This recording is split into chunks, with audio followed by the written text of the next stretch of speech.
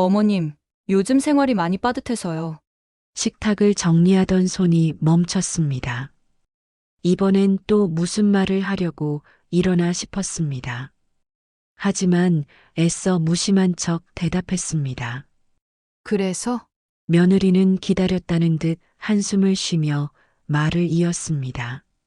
다른 집들은 같이 살면 생활비도 보태시고 그러던데 어머님은 그런 생각 없으세요?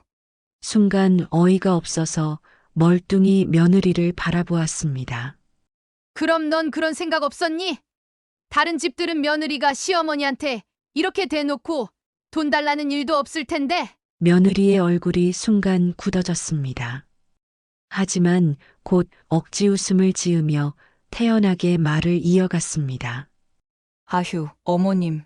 그렇게 말씀하시지 마시고요.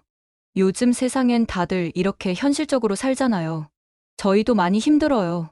힘들면 내가 더 벌어야지. 왜 내 돈을 탐내는 거야? 내가 너희한테 빚을 졌니?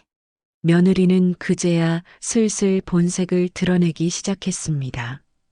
어머님도 여기서 생활하시잖아요. 먹고 자고 하시는데 조금이라도 보태주시면 좋지 않을까 싶어서요. 그래.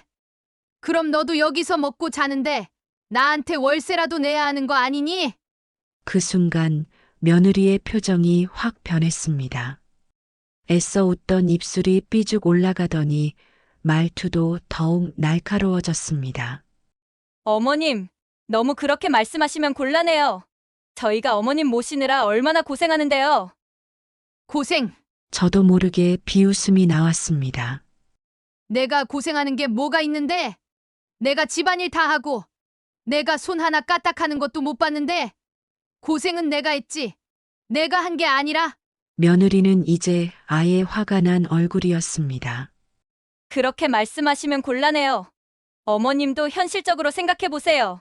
생활비 한 달에 50만 원 정도면 저희도 좀 숨통이 트일 것 같아서요. 50만 원. 저도 모르게 피식 웃고 말았습니다. 내가 집안일 다 하고 살면서 월세까지 내야 해. 그럴 거면 너희가 나가야지.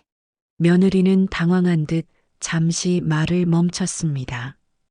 그러더니 아들에게 도움을 요청하듯 고개를 돌렸습니다. 여보, 어머님께 좀 말씀드려봐. 아들은 난처한 얼굴로 저를 바라보았습니다. 엄마, 그냥 우리도 좀 힘들고 하니까 그래서 아들은 말을 잇지 못했습니다. 제가 이렇게까지 단호하게 나올 줄 몰랐던 거겠죠. 저는 천천히 자리에서 일어섰습니다. 내가 진짜 가족이면 이렇게 대놓고 돈 요구하는 게 아니라 내 힘으로 해결하려고 했어야지. 이게 무슨 일인가요? 사연자 이호숙님이 며느님과 갈등이 심하신 것 같은데요. 대체 무슨 일이 있었는지 어쩌다가 이렇게까지 갈등이 심해진 것인지 오늘의 사연 들어보겠습니다. 사연 들으시기 전에 구독을 누르시면 건강과 평안을 얻게 되실 거예요. 안녕하세요. 이효숙라고 합니다. 제 이름을 이렇게 처음부터 말하니 조금 어색하네요. 하지만 오늘은 꼭 하고 싶은 이야기가 있어서 이렇게 말을 꺼내봅니다. 평생을 성실하게 살아왔다고 생각했습니다. 젊었을 때부터 남편과 함께 작은 국밥집을 운영하면서 하루도 빠짐없이 일했습니다. 장사가 잘 될 때도 있었고 어려울 때도 있었지만 한 번도 손을 놓은 적은 없었습니다. 새벽같이 일어나 육수를 끓이고 손님들이 몰려오면 쉴 틈도 없이 국밥을 퍼 나르며 하루를 보냈습니다. 힘들어도 남편과 함께였기 때문에 버틸 수 있었습니다. 서로 눈빛만 봐도 무슨 생각을 하는지 알았고 말없이도 마음을 나눌 수 있었습니다.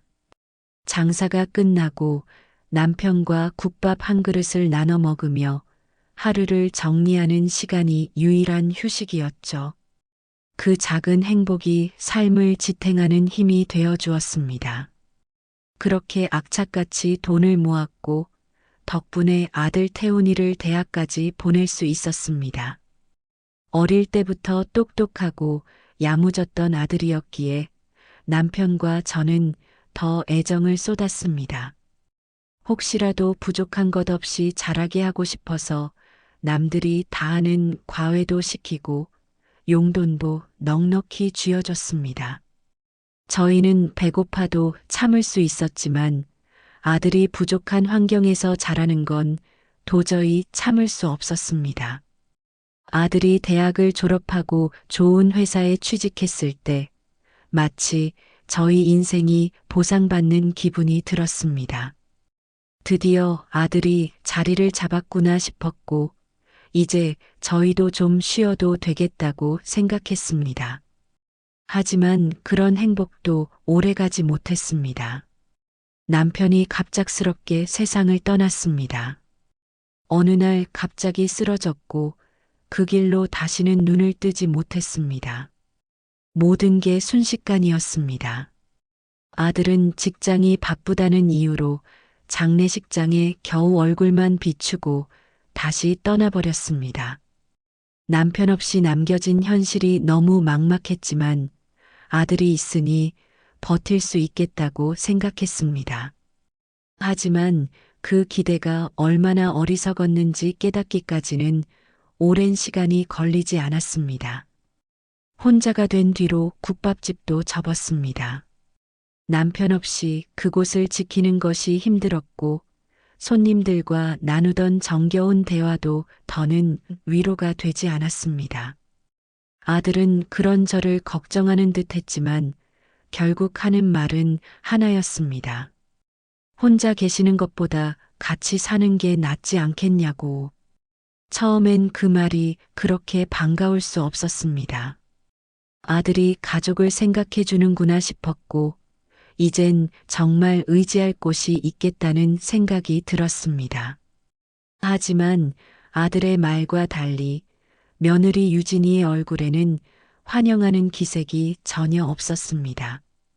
처음 만났을 때도 딱딱한 표정이었지만 함께 살기 시작한 뒤로는 더 노골적으로 불편한 기색을 드러냈습니다. 아들이야 저희 속을 다 알지 못한다 해도 며느리는 한 집에서 생활하면서도 단 한 번도 저를 편하게 대해준 적이 없었습니다. 아침에 눈을 뜨면 공허한 인사 한마디, 밥상에 앉으면 시선 한 번 맞추지 않는 차가운 태도, 그리고 무엇보다 집안일을 전부 저에게 떠넘기려는 그 뻔뻔한 태도까지. 그렇게 조금씩 낌새가 보이기 시작했습니다. 처음엔 단순한 적응 문제라고 생각했습니다. 처음부터 시어머니와 며느리가 친할 수는 없으니 시간을 들이면 나아지겠지 싶었습니다. 하지만 시간이 지날수록 며느리의 행동은 더 노골적으로 변해갔습니다. 방에 있는 시간이 많아지자 대놓고 불만을 드러냈습니다. 어머님, 하루 종일 방에만 계시지 마시고 몸도 좀 움직이세요. 처음엔 그 말이 정말 걱정해서 나온 줄 알았습니다. 하지만 곧이어 하는 말을 듣고는 황당해서 말문이 막혔습니다. 아무래도 손녀를 키우면서 집안일까지 하려니 너무 벅차더라고요. 어머님도 가족이니까 도와주시면 얼마나 좋아요. 그때부터였습니다. 처음에는 손녀 유치원 등하원만 부탁하더니 그 다음엔 장보기, 빨래, 청소까지 하나씩 늘어갔습니다. 아들은 회사에서 바쁘다며 집안일에 전혀 신경 쓰지 않았고 며느리는 자연스럽게 모든 일을 저에게 떠넘겼습니다. 처음엔 불만을 가지지 않으려 했습니다. 그래, 가족끼리 서로 돕는 게 당연한 거지. 하지만 돕는 것과 당연한 듯 떠넘기는 것은 전혀 다른 문제였습니다. 그렇게 모든 집안일을 제가 떠맡고 있는데 어느 날 손녀가 하는 말을 듣고는 가슴이 덜컥 내려앉았습니다. 할머니, 엄마가 그러는데 할머니는 우리 집 도움이야. 순간 손에서 젓가락을 떨어뜨릴 뻔했습니다. 아무리 어린아이라 해도 그런 말을 어디서 듣겠습니까? 며느리가 없을 때 손녀에게 조심스럽게 물었습니다. 서윤아, 그게 무슨 말이니? 그러자 손녀가 아무렇지도 않게 말했습니다. 엄마가 아빠한테 말하는 거 들었어. 할머니가 있어서 편하다고 빨래도 해주고 밥도 해주고 청소도 해주니까 도우미 부를 필요 없다던데. 그날 밤 아들과 이야기를 해야겠다고 결심했습니다. 더 이상은 못 참겠다고 생각했습니다. 하지만 예상대로 아들은 며느리 편을 들었습니다. 엄마가 좀 도와주면 안 돼? 유진이 직장 다니느라 힘들잖아. 요즘 맞벌이 부부는 다 바빠. 그 말에 웃음이 나왔습니다.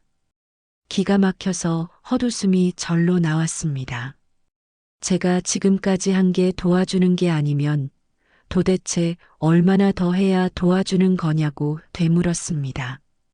그러자 아들은 난처한 얼굴을 하며 말을 흐렸습니다. 그리고 그 옆에서 며느리가 조용히 미소 짓고 있었습니다. 그 표정을 보니 더 이상은 참을 수가 없었습니다. 그날 이후로 저는 며느리가 저를 어떻게 대하는지 더 눈여겨보기 시작했습니다. 단순한 바쁨 때문이 아니라 애초부터 저를 이 집안의 일꾼으로 여기고 있다는 사실을 확신하게 되었습니다. 어느 날 며느리가 식탁에서 아들에게 말했습니다. 어머님이랑 사는 것도 이제 한계가 있는 것 같아. 우리 현실적으로 생각해 봐야 하지 않을까?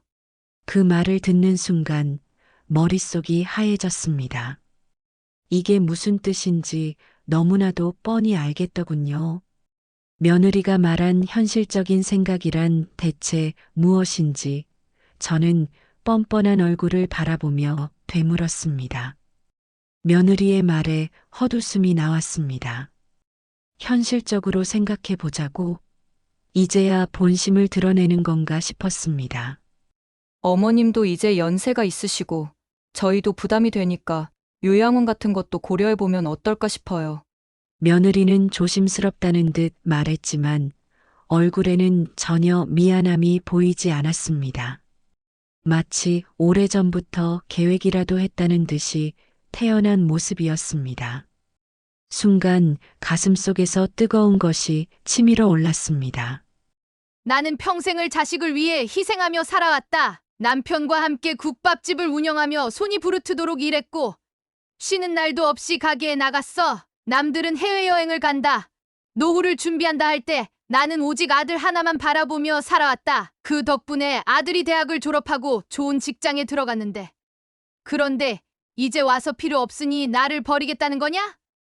내 집을 떠나 요양원으로 가라는 거야? 그렇게 부담스럽다면 너가 집에서 나가면 되겠네. 나는 이 집에 돈 한 푼 안 보탠 사람이 아니라 아들을 키워서 지금의 자리까지 오게 만든 사람이야. 제 말에 며느리의 얼굴이 확 굳었습니다. 듣고 있던 아들도 당황한 기색이었습니다. 평소 같았으면 그냥 넘겼을지도 모릅니다. 하지만 더는 참을 수 없었습니다. 내가 이 집안일 도맡아 한 게 몇 개월인데 이제 와서 요양원 얘기가 나오는 거야? 가족이니까 당연히 도와야 한다면서. 그런데 이제 필요 없어지니 떠나라고? 며느리는 아무 말도 하지 못하고 눈을 돌렸습니다. 아들은 애써 웃으며 상황을 수습하려 했습니다. 엄마, 그런 뜻이 아니잖아. 그냥 요즘 엄마도 힘들어 보이시니까. 아들, 엄마가 힘들어 보이면 어떻게 해야 해? 도와줘야 하는 거 아니야? 그런데 왜 엄마를 내쫓을 생각부터 해? 아들은 말문이 막힌 듯 아무 말도 하지 못했습니다. 옆에서 며느리가 나지막하게 한숨을 내쉬더니 다시 입을 열었습니다. 어머님, 저희도 많이 힘들어요. 생활비며 육아며 다 부담이에요. 요즘은 다들 현실적으로 생각해야 해요. 어머님도 아셔야죠. 그 말을 듣는 순간 한 대 얻어맞은 듯한 기분이었습니다. 힘들다고요? 생활비가 부담된다고요? 저는 젊은 시절부터 매일같이 새벽부터 밤까지 국밥을 퍼나르며 하루하루를 보냈습니다. 손님이 몰려 바쁠 때는 식사 한 끼 제대로 챙기지도 못하고 서서 국밥 한 숟갈 떠넣으며 장사를 했습니다. 손이 트고 허리가 휘어가면서도 그저 아들 하나 바라보며 버텼습니다. 그런데 이제 와서 제가 부담이라고요? 그래서 돈 없으면 가족도 버리겠다는 거야? 내가 생활비를 내지 않으니까 요양원으로 보내겠다는 거야? 며느리는 입술을 살짝 깨물며 표정을 관리하려 했지만 금세 태연한 얼굴로 돌아왔습니다. 아니요, 어머님. 그런 뜻은 아니고 그냥 어머님도 편하실 테니까요. 편하다고요? 어디 가요? 편해? 어디가? 요양원이 집보다 더 편하면 너가 먼저 가서 살아볼래? 그 순간 며느리의 표정이 확 무너졌습니다. 당황한 기색이 역력했습니다. 아들도 난처한 얼굴로 저를 바라보았습니다. 엄마, 그렇게까지 말할 필요는 없잖아. 아들, 엄마가 잘못된 말 한 거 있어? 현실적으로 생각하라면서 그럼 당신들이 나가면 되잖아. 며느리가 황급히 끼어들었습니다. 어머님, 너무 감정적으로 받아들이시는 거 아니에요? 그 말에 피식 웃음이 나왔습니다. 내가 감정적으로 받아들이는 게 아니라 너가 너무 뻔뻔하게 말하는 거겠지. 며느리의 얼굴이 점점 일그러졌습니다. 더 이상 감출 생각도 하지 않는 듯 했습니다. 어머님, 솔직히 말씀드릴게요. 저희 지금 많이 힘들어요. 대출도 있고 생활비도 빠듯하고. 그런데 어머님까지 같이 사시니까 부담스러운 것도 사실이에요. 결국 본색을 드러냈습니다. 돈 때문이었습니다. 생활비가 부족하니 저를 내쫓으려는 것이었습니다. 그래서 이제 어쩌자는 거야? 며느리는 순간 멈칫하더니 이내 조심스럽게 말을 꺼냈습니다. 그냥 어머님도 조금 도와주시면 좋겠어요. 결국 요양원 이야기는 핑계였고 진짜 목적은 돈이었습니다. 그래서 얼마? 며느리는 당황한 듯 저를 바라보았습니다. 그러자 아들이 다급히 끼어들었습니다. 엄마, 그런 게 아니고 아들, 내가 지금까지 한 말을 돌아봐. 엄마가 집안일 다 하고 손녀 봐주고 너희가 먹을 밥까지 다 했어. 그런데 이제는 돈까지 내놓으라 이거야? 아들의 얼굴이 하얗게 질려갔습니다. 그러자 며느리는 마침내 단도직입적으로 말했습니다. 어머님이 생활비를 조금만 보태주시면 좋겠어요. 한 달에 50만 원 정도면 될 것 같은데. 50만 원이요? 그 말이 끝나기가 무섭게 비웃음이 나왔습니다. 내가 일 다 해주는 집에서 살면서 50만 원을 내야 해. 가족이니까 같이 살아야 한다면서 이제는 내가 월세라도 내고 살아야 하는 거야? 며느리는 말을 더듬기 시작했습니다. 아들도 고개를 푹 숙였습니다. 그제야 확신이 들었습니다. 저는 이 집에서 더 이상 가족이 아니었습니다. 말없이 일어섰습니다. 그러자 아들이 다급히 붙잡았습니다. 엄마, 어디가? 짐 싸러. 아들은 깜짝 놀라며 저를 붙잡았습니다. 엄마, 그건 너무... 내가 먼저 요양원 가라고 한 거잖아. 내가 나가라는 소리는 못하겠으니까 돈이라도 내놓으라고 했겠지. 됐다. 그런 집에서 더 이상 못 있어. 며느리는 아들에게 눈짓을 보냈습니다. 하지만 아들은 아무 말도 하지 못한 채 고개를 떨궜습니다. 마지막으로 며느리를 바라보며 차갑게 말했습니다. 살면서 별꼴을 다 봤지만 너 같은 며느리는 처음 본다. 내가 정말 사람이라면 이렇게 뻔뻔하게 말하지는 않았겠지. 그 말을 남기고 방으로 돌아왔습니다. 짐을 싸면서 생각했습니다. 제 집에서 제가 나가야 한다는 이 말도 안 되는 현실. 하지만 이상하게도 후련했습니다. 이제는 더 이상 참을 필요가 없었습니다. 그리고 한 가지 더. 나가기 전에 아주 제대로 당해봐야겠다는 생각이 들었습니다. 짐을 싸면서도 손이 떨렸습니다. 이게 분노 때문인지 허탈함 때문인지 알 수 없었습니다. 하지만 한 가지는 확실했습니다. 더는 이 집에 남아있을 이유가 없다는 것. 옷 몇 벌과 필요한 물건들만 챙겼습니다. 짐이 많을수록 이 집과 엮이는 시간이 길어질 것 같아서 최소한으로 줄였습니다. 서랍을 열어 통장을 꺼내 들었습니다. 제가 모아둔 돈이었습니다. 평생 피땀 흘려 일하며 모아둔 돈, 남편이 떠난 후에도 혼자서 아껴가며 저축한 돈. 이 돈으로 제가 살아갈 수 있을까요? 그런 생각이 들기도 했습니다. 하지만 곧 코웃음이 나왔습니다. 지금 고민해야 할 것은 이 돈으로 어떻게 살 것이 아니라 이 돈을 누구에게도 뺏기지 않는 것이었습니다.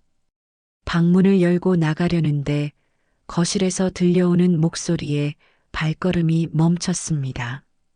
당신 꼭 이렇게까지 해야겠어? 아들의 낮은 목소리였습니다. 며느리는 한숨을 쉬더니 짜증 섞인 목소리로 대꾸했습니다. 그럼 어쩌라는 거야? 우리도 먹고 살기 힘들다니까. 어머님이 조금이라도 도와주시면 서로 좋은 거잖아. 어머님이 그냥 적당히 모른 척하고 돈 좀 주시면 되는 거 아니야? 며느리의 뻔뻔한 말에 치밀어 오르던 화가 결국 폭발했습니다. 거실로 성큼성큼 걸어나가며 소리쳤습니다. 내 돈을 왜 줘야 하는데? 거실에 있던 두 사람이 깜짝 놀라 저를 쳐다봤습니다. 며느리는 순간 당황한 듯 했지만 곧 태연한 표정을 지었습니다. 어머님, 오해하지 마세요.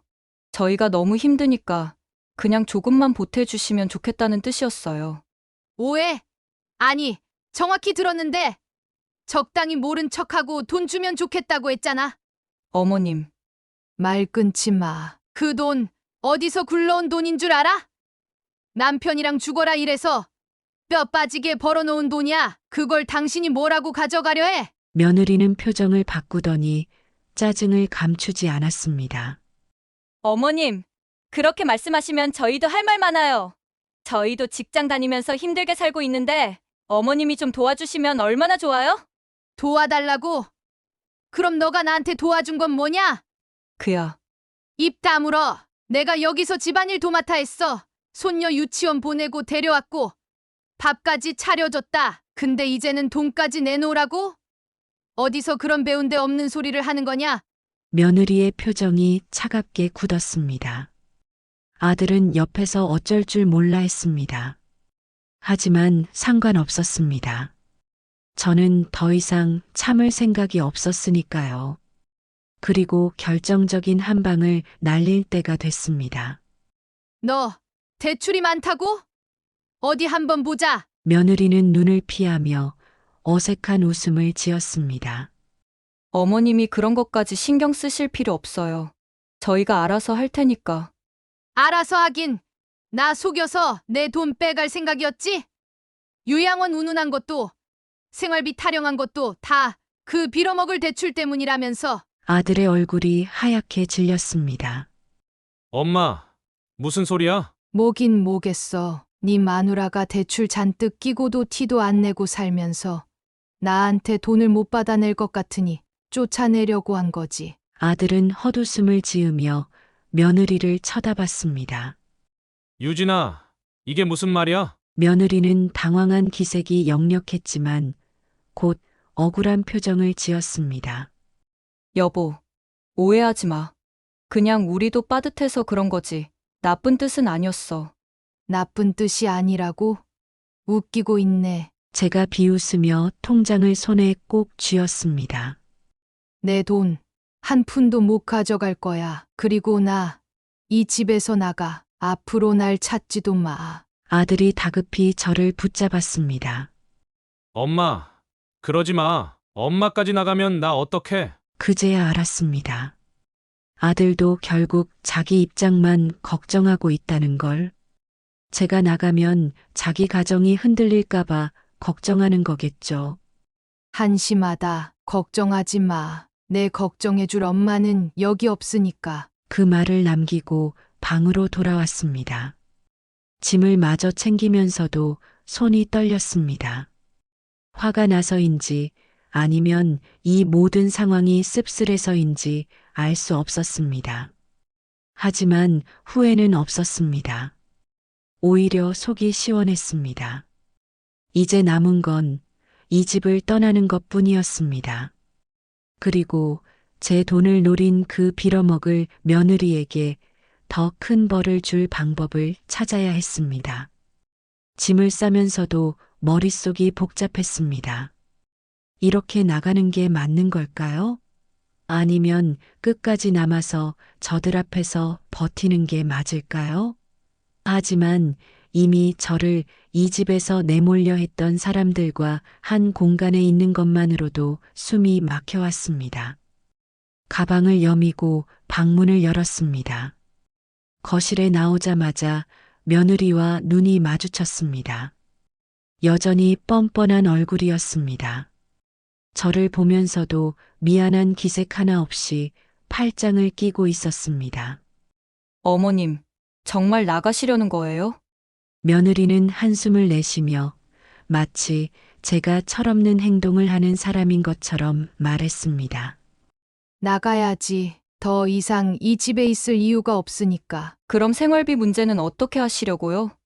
이 집에 남아야 생활비를 주든 말든 하지. 이제 나갈 건데 내 돈은 내가 알아서 쓰겠지. 며느리의 얼굴이 살짝 일그러졌습니다. 본래 목적을 이루지 못한 게 아쉬운 듯 했습니다. 아들은 소파에 앉아 한숨만 내쉬고 있었습니다. 그러다 조심스럽게 입을 열었습니다. 엄마, 너무 화내지 말고 그냥 좀 더 생각해보면 안 돼? 더 생각해 보라고. 제가 비웃으며 아들을 바라봤습니다. 너 지금 이 상황이 우스워 보여? 내 아내가 너희 엄마를 돈 뜯어낼 수단으로만 본 거야. 그동안 내가 한 건 아무것도 없고 이제 와서 돈까지 내놔야 가족이라고 인정해 주겠다는 거잖아. 엄마, 그런 게 아니라 그럼 뭐가 아니야? 대출 때문에 힘들다고? 그래서 내 돈으로 메꿔 보겠다고? 내가 그걸 몰랐다면 정말 바보인 거고, 알면서도 가만히 있었다면 한통속인 거야. 아들은 당황해서 눈을 돌렸습니다. 손으로 머리를 헝클이며 깊은 한숨을 내쉬었습니다. 그제야 저도 확신이 들었습니다. 이 집에서는 더 이상 저를 지켜줄 사람이 없다는 걸요. 그래서 묻겠는데 내 생각은 뭐야? 내 아내가 한 짓 용납할 수 있어? 엄마, 나는 아들은 우물쭈물거리며 제대로 대답하지 못했습니다. 며느리는 그런 아들을 보며 피식 웃었습니다. 여보, 어머님이 원하시는 대로 하게 놔두려. 어차피 결정하신 거잖아. 며느리의 말투에 숨이 턱 막혔습니다. 정말 저를 내보내고 싶어서 안달이 난 게 분명했습니다. 며느리는 오히려 기분이 좋은 듯 했습니다. 이제 이 집에서 잔소리할 사람도 돈을 지키려는 사람도 사라지니까요. 이제 알겠네. 난 여기서 더는 가족이 아니었어. 전 며느리를 향해 차갑게 쏘아붙였습니다. 내가 정말 인간이라면 이러지는 않았겠지. 결국 돈 때문에 가족 하나를 버리는 거야. 그게 내가 원하는 현실적인 선택이야? 어머님, 그렇게까지 말씀하실 필요 없잖아요. 그냥 저희 사정도 좀 생각해달라는 뜻이었어요. 그럼 나도 내 사정을 생각해야겠네. 내가 날 내보내려 했으니 나도 가만히 있을 순 없지. 며느리는 순간 표정이 굳었습니다.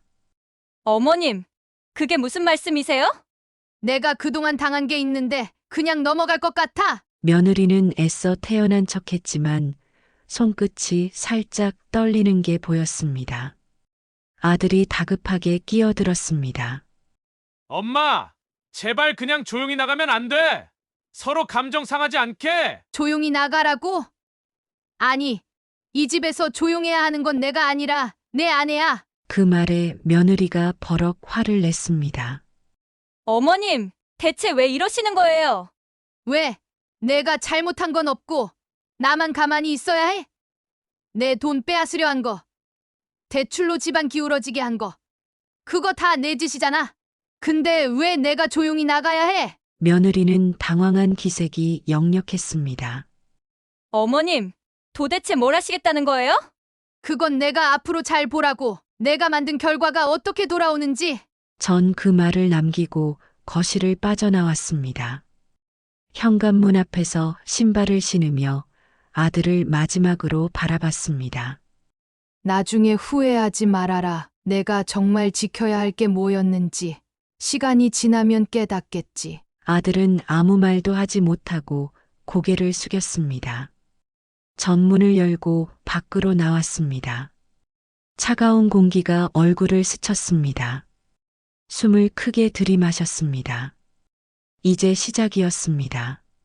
나를 함부로 내쫓은 그들에게 그 대가를 치르게 해야겠다는 생각뿐이었습니다. 집을 나오면서도 속이 부글부글 끓어올랐습니다. 가슴이 터질 듯이 뛰고 손끝이 떨렸습니다. 평생을 희생하며 살아온 제 인생이 저 따위에게 이런 취급을 받을 정도로 하찮은 것이었나 싶었습니다. 골목길을 걸으며 머릿속이 복잡했습니다. 당장 어디로 가야 할지, 앞으로 어떻게 살아야 할지. 그런데 이상하게도 막막함보다 분노가 더 컸습니다. 저들을 그냥 두고 나오는 것이 맞는 걸까? 절대 그냥 넘어가지 않을 겁니다. 버스 정류장에 앉아 가방을 꼭 끌어안고 생각했습니다. 며느리가 돈을 요구한 이유는 분명했습니다. 대출이 눈덩이처럼 불어나고 있었던 것이겠죠. 생활비가 빠듯하다고 한 것도, 요양원을 들먹이며 저를 내보내려 한 것도 결국은 돈 때문이었습니다. 저를 밀어내야만 자기네들이 편해질 테니까요. 그럼 반대로 생각해 보면 되겠네요. 저들이 가장 두려워하는 것이 무엇일지. 핸드폰을 꺼내 들고 통장 잔고를 확인했습니다. 아직 제 손에 남아있는 돈이 있었습니다. 저 돈이야말로 저를 지켜줄 마지막 수단이었습니다. 며느리와 아들은 저 돈을 손에 넣기 위해 기어코 저를 내쫓으려 한 거겠죠. 그렇다면 저는 저 돈을 절대 저들에게 넘겨주지 않을 겁니다. 아니, 오히려 저들이 가진 걸 빼앗을 방법을 찾아야 합니다. 머릿속으로 계획을 세우기 시작했습니다. 우선 며느리가 대출을 얼마나 끼고 있는지 정확히 알아야 합니다. 며칠 전 집에 있을 때 우연히 본 서랍 속 대출 서류가 떠올랐습니다. 며느리가 몰래 숨겨두었던 서류들. 그때는 자세히 보지 못했지만 꽤 큰 금액이었던 걸로 기억합니다. 그리고 한 가지 더. 며느리가 대출을 받았다는 건 은행 쪽에 빚이 많다는 뜻이겠죠. 그렇다면 신용 상태가 엉망일 겁니다. 신용이 떨어지면 카드 한도도 줄어들고 추가 대출도 어렵습니다. 그러면 생활이 더 빠듯해질 수밖에 없습니다. 그렇다면 저도 가만히 있을 필요가 없겠네요. 핸드폰을 만지작거리다가 오래된 전화번호를 찾아냈습니다. 은행에서 오래 일했던 친구였습니다. 오랜만에 연락하기는 했지만 지금 저한테 필요한 사람이었습니다. 전화를 걸었습니다. 여보세요? 오랜만이네. 무슨 일이야? 친구의 반가운 목소리가 들렸습니다. 그래, 오랜만이다. 부탁 하나 하려고. 무슨 부탁인데? 내 며느리 신용 상태 좀 확인해 줄 수 있어? 순간 친구가 말을 멈췄습니다. 며느리? 갑자기 왜? 길게 설명하기 싫어서 짧게 말했습니다. 그냥 알아야 할 것 같아서. 가능해? 친구는 한숨을 내쉬더니 조용히 말했습니다. 내가 직접 조회할 수는 없지만 방법은 있을 거야. 일단 이름이랑 생년월일 좀 보내봐. 통화가 끝나자마자 며느리의 신상을 정리해 문자로 보냈습니다. 그렇게 한참을 버스 정류장에서 기다리고 있는데 친구에게서 전화가 걸려왔습니다. 이거 심각한데? 친구의 목소리가 심각하게 낮아졌습니다. 왜? 얼마나 돼? 카드 대출만 몇 군데에서 8천 넘게 나갔고 신용 대출까지 합하면 2억 가까이 돼. 최근에도 추가로 대출 신청한 기록이 있는데 승인이 거절됐어. 2억? 순간 숨이 턱 막혔습니다. 그 정도로 빚을 끼고도 태연하게 살고 있었다고요? 이제 모든 게 확실해졌습니다. 저 돈을 뜯어내려 했던 이유, 생활비 타령을 했던 이유, 이대로라면 저들에게 시간이 얼마 남지 않았을 겁니다. 그리고 저는 그 시간이 조금 더 빨라지게 만들 생각입니다. 핸드폰을 손에 쥔 채 자리에서 일어났습니다. 이제 너는 끝났어. 이제부터 본격적으로 저들을 무너뜨릴 차례였습니다. 친구의 말을 듣고 나니 온몸에 힘이 빠졌습니다. 2억이라니요. 사람이 어떻게 그렇게까지 빚을 질 수 있을까요? 아니, 어떻게 그렇게 빚을 지면서도 태연하게 살 수 있었던 걸까요? 며느리가 평소에 하던 말들이 떠올랐습니다. 다른 집들은 다 이 정도는 해요. 어머님은 요즘 세상을 너무 모르세요. 요즘은 다 이렇게 살아요. 다 거짓말이었습니다. 남들은 다 한다고요? 아니죠. 본인이 그렇게 살고 싶었던 거겠죠. 돈도 없으면서 있는 척, 여유로운 척 하면서 산 게 분명했습니다. 그리고 이제 그 여유가 한계에 부딪히자 저를 쫓아내고 돈을 뜯어내려 했던 것이겠죠. 그렇다면 저도 더 이상 가만히 있을 필요가 없었습니다. 버스에 올라타면서 머릿속으로 계획을 세웠습니다. 첫 번째로 은행에 직접 가서 제 재산을 전부 다른 계좌로 옮길 겁니다. 저들이 혹시라도 제 통장을 몰래 열어보거나 돈을 어떻게든 빼내려 할 가능성이 있으니까요. 저축해둔 돈은 전부 비상금 계좌로 옮겨야 했습니다. 두 번째로 변호사를 찾아갈 겁니다. 며느리가 지금까지 했던 짓들을 정리하고 법적으로 저를 보호할 방법을 찾아야 했습니다. 재산 문제도 문제지만 저를 내쫓으려 했던 것 자체가 법적으로 문제가 될 수도 있었습니다. 세 번째로 며느리의 대출 문제를 확실하게 확인한 후 저들이 절대로 도움을 받을 수 없는 상황을 만들어야 했습니다. 버스 창문을 바라보며 깊은 숨을 들이마셨습니다. 이제부터 본격적으로 움직여야 했습니다. 은행에 도착하자마자 상담 창구로 향했습니다. 어머니, 어떤 일로 오셨어요? 직원의 친절한 목소리에 미소를 지으며 말했습니다. 예. 제 계좌에 있는 돈을 전부 다른 곳으로 옮기고 싶어요. 직원이 눈을 동그랗게 떴습니다. 전부요? 네, 전부요. 그리고 앞으로는 특정 계좌에서만 입출금 가능하도록 설정하고 싶습니다. 직원은 고개를 끄덕이며 필요한 절차를 진행했습니다. 몇 번의 확인 절차를 거친 후 모든 돈을 새 계좌로 옮겼습니다. 기존 계좌는 비워두었고 혹시라도 며느리나 아들이 접근하려 해도 아무 소용없게 만들었습니다. 은행에서 나와 변호사 사무실로 향했습니다. 변호사를 만나 그동안 있었던 일들을 하나하나 설명했습니다. 며느리가 어떻게 저를 내쫓으려 했는지, 생활비를 요구한 이유가 결국 대출 때문이었다는 것까지 전부 털어놓았습니다.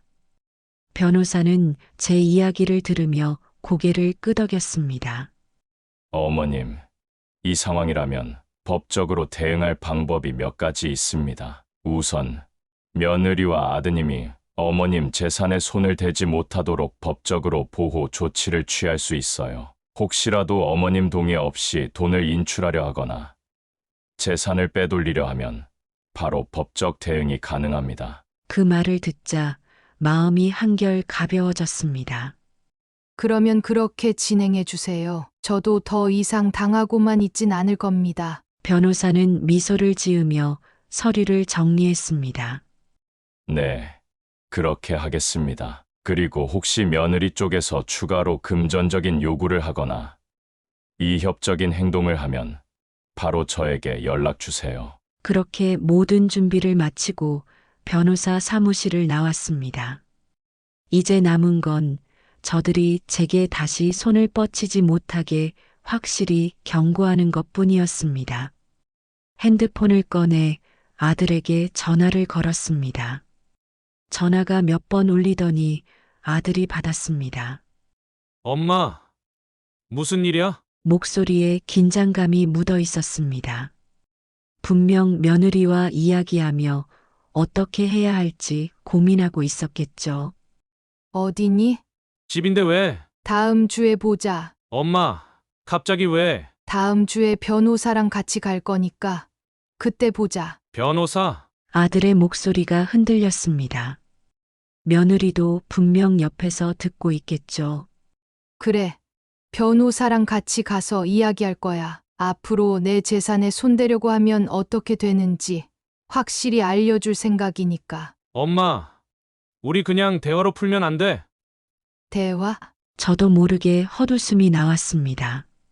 내 아내가 내 돈을 뜯어내려고 했을 때는 대화하려고 하지 않더니 이제 와서 대화로 풀자고? 엄마, 제발. 아들의 목소리가 간절해졌습니다. 하지만 이제 저는 흔들리지 않을 겁니다. 그래. 내가 그렇게 말하니까 한 가지는 해줄 수 있겠네. 뭔데? 다음 주까지 내 아내한테 선택할 시간을 줄게. 무슨 선택? 대출이 2억이더라. 카드값도 밀려 있고 신용도 바닥이더라. 내가 이 사실을 다른 곳에 알리지 않을 테니까 알아서 해결하라고 해. 엄마, 그게 무슨... 그리고 앞으로 다시는 내 돈에 손댈 생각하지 마. 이번에 한 번만 더 그럴 기미가 보이면 바로 법적으로 대응할 거니까. 아들은 아무 말도 하지 못했습니다. 저 너머에서 며느리가 아들을 흔들며 뭐라고 말하는 소리가 들려왔습니다. 전화기를 끊고 하늘을 올려다봤습니다. 구름 한 점 없이 맑았습니다. 이제 정말 끝이 보이는 것 같습니다.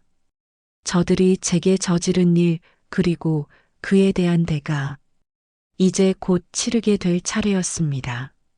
며칠이 지나도록 아들과 며느리에게서 연락이 없었습니다. 아니, 애초에 연락할 수 없었을 겁니다. 제 말이 얼마나 위협적인지, 그리고 제 결심이 얼마나 단단한지를 똑똑히 느꼈을 테니까요. 그러다 하루는 낮에 전화가 걸려왔습니다. 예상했던 대로 아들이었습니다. 엄마 시간 좀 있어. 어쩐 일이야? 한숨을 쉬는 소리가 들렸습니다.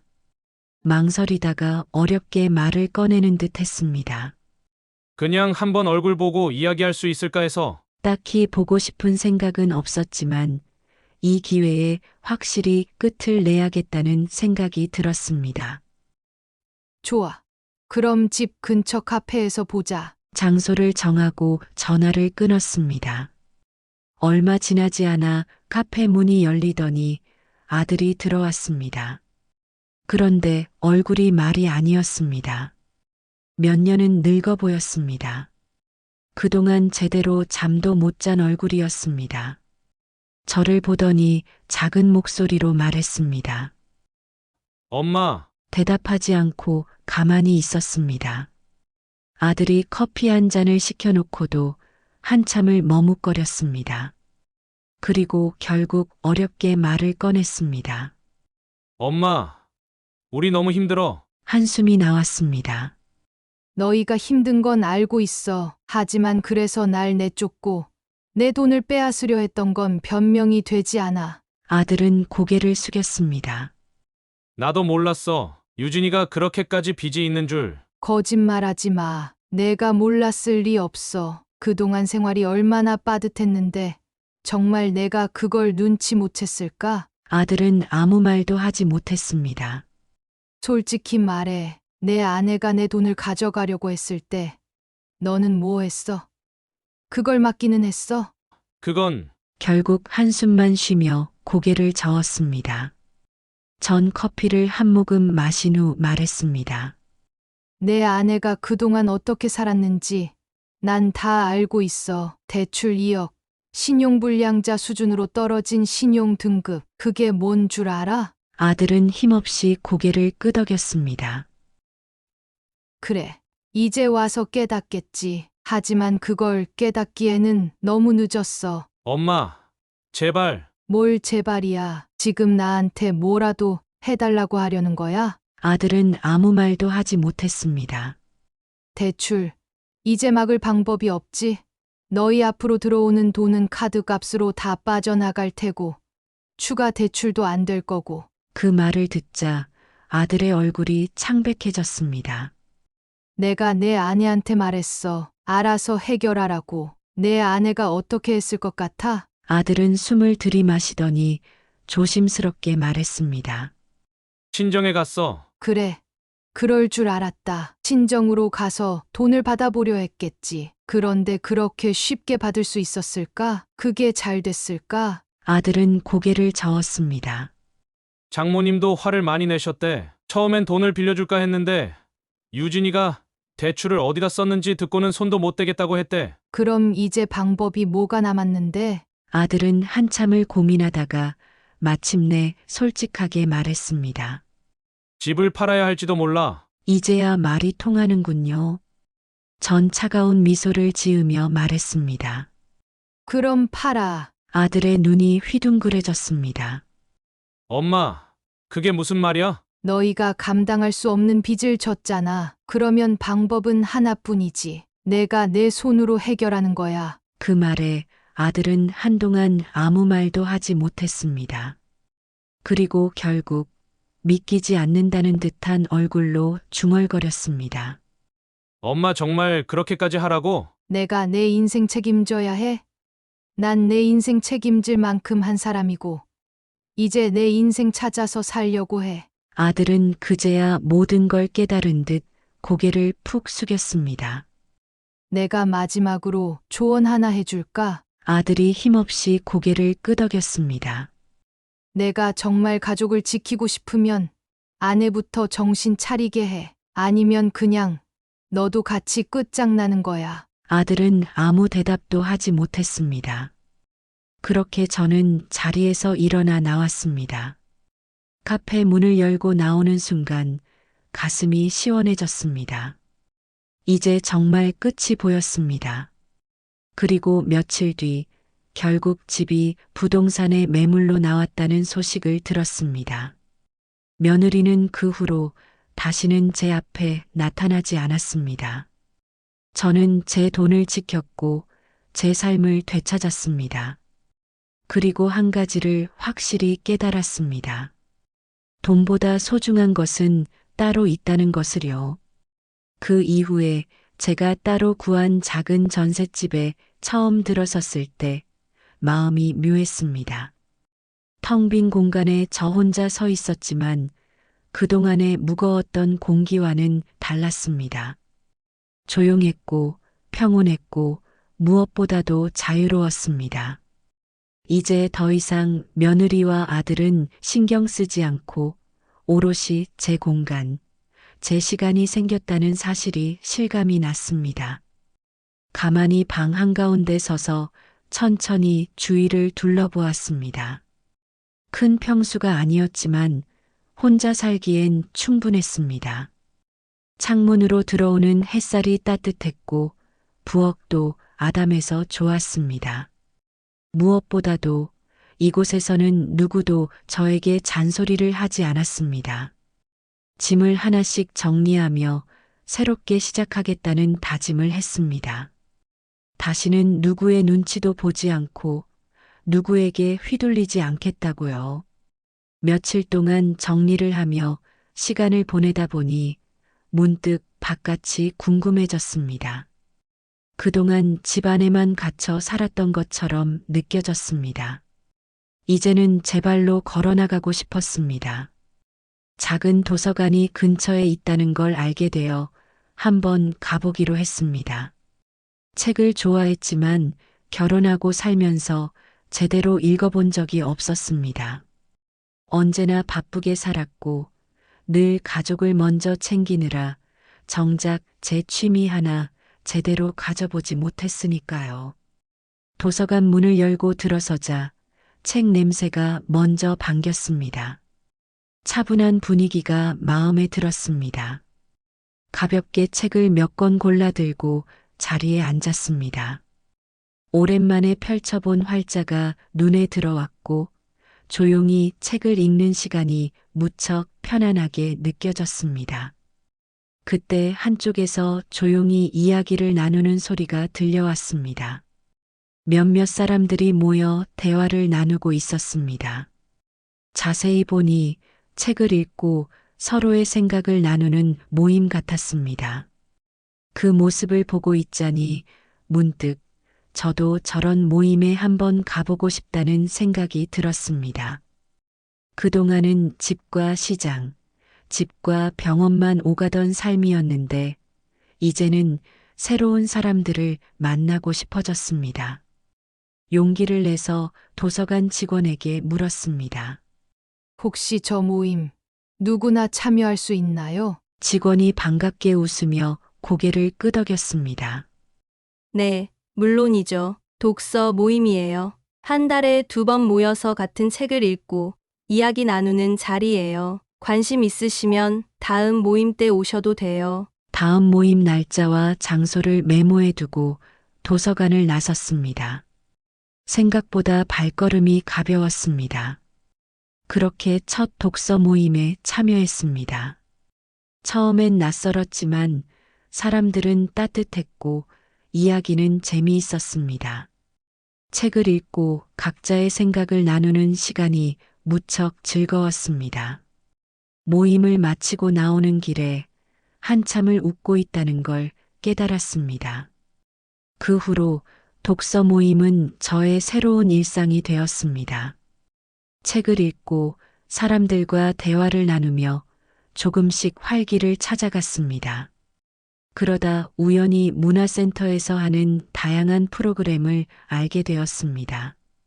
서예, 요가, 그림 그리기, 다양한 활동이 있었습니다. 예전 같았으면 이런 곳에 참여할 생각조차 하지 않았을 겁니다. 하지만 이제는 달랐습니다. 하고 싶은 걸 해도 된다고 저 자신에게 허락을 내리기로 했습니다. 그렇게 서예 강좌를 등록했습니다. 한 획 한 획 글자를 써내려가면서 마음이 차분해졌습니다. 평생 손에 물말을 날 없이 살았지만 이제는 붓을 들고 글자를 써내려가며 마음의 평온을 찾고 있었습니다. 그렇게 시간이 흘러갈수록 얼굴에도 조금씩 미소가 늘어갔습니다. 그런데 그렇게 평온하게 살아가던 어느 날 아들에게서 문자가 왔습니다.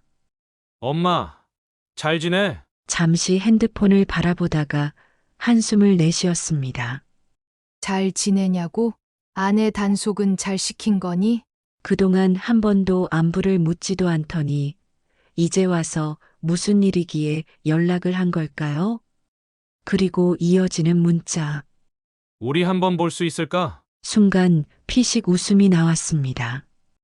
예상했던 대로였습니다. 분명 무슨 일이 생긴 겁니다. 아들은 언제나 필요할 때만 저를 찾았으니까요.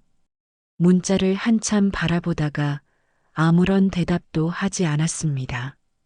지금까지 저는 아들이 저를 찾으면 언제든 나갔고 만나러 갔고 도와주었습니다. 하지만 이제는 그럴 생각이 없습니다. 이제는 저를 위해 살기로 했으니까요.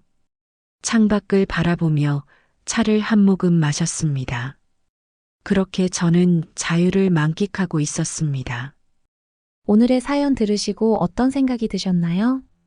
사연자분께 해주고 싶으신 말씀 있으시면 댓글 부탁드리고 구독을 누르시면 여러분께 내일 좋은 소식이 찾아올 거예요. 그럼 다음 사연에서 만나 뵙겠습니다. 감사합니다.